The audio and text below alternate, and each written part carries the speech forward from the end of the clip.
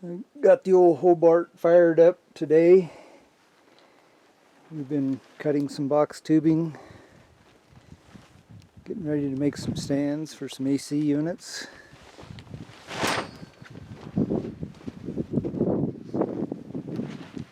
Sorry for the wind.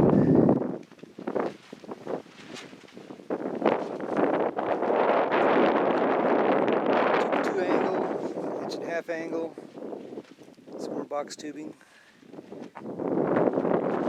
This is the material we use in build these stands. And we put up a little carport with a tarp on it for shade. We're going to be out here in the hot sun, and we might as well be enjoying some shade. And these are the legs for the stands. I'm putting these little feet on them. And that's what I'm going to do here for the next little while.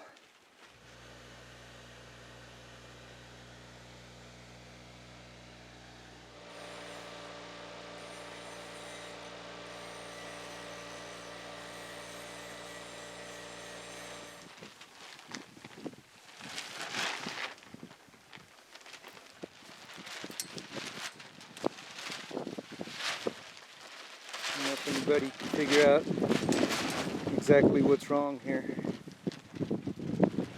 Just a simple square frame.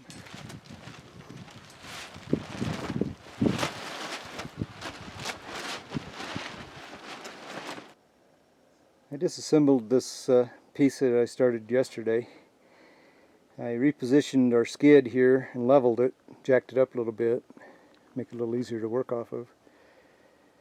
But took this apart because we found out, after looking at the sheet they gave us, that the figures were wrong. We looked at the sheets from the manufacturer for this AC unit, and there was totally different figures. So we started over on this one, but the length on these two are fine. It's just the width was off.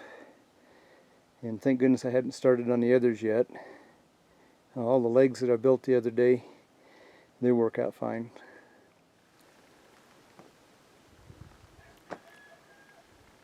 So this one's almost complete. These are big units. We've got a couple angles to go in the center here and one more leg in the center to support the weight of those machines. And then we've got the material down here to do the other two. We've just about got our pieces cut. We just have to do a few angles and stuff to make them come together. We decided to move off this platform onto that trailer to work with. We just, I guess, didn't really understand the enormity, the size of these things. And then I've got my forklift to turn this over and get it loaded on a trailer to deliver it. Quite a project. The other two units aren't quite this size. One's bigger than this, and one's quite a bit smaller than these. And initially we were given the wrong dimensions on these units. Our CAD drawings here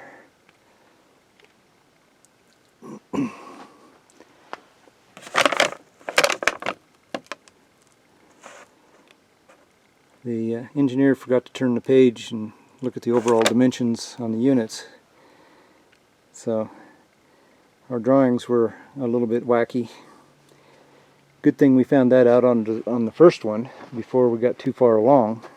I only had to cut two angles apart on that one to make it, or I should say to correct the width of it. And then we found some other problems with the other units too. They had the wrong dimensions as well. So it's a good thing we found it out on the first one.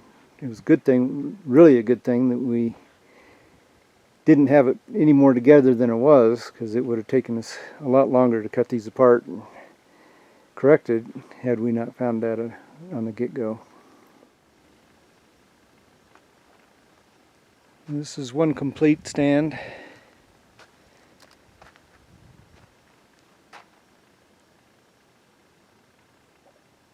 Looks real good. We're starting to lay out the next one, which is actually wider than the first one we did. A little wider than this little trailer we're putting it together on.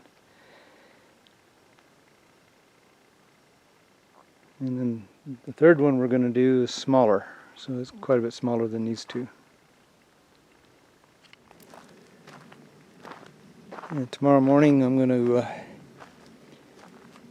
cut these other 3 legs to length, get them all squared up. I've got one leg done underneath this saw here, but it was the one that I used as a benchmark for these others. I'll make these others exactly the same length tube and then get the feet welded on them.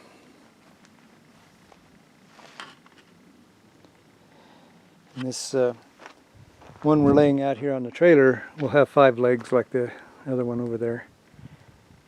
The smaller one we're doing is only going to have 4 legs. So this is the second rack. It's all but finished. We've got to flop it over and do a couple small welds on the top side and then deliver it over to the church.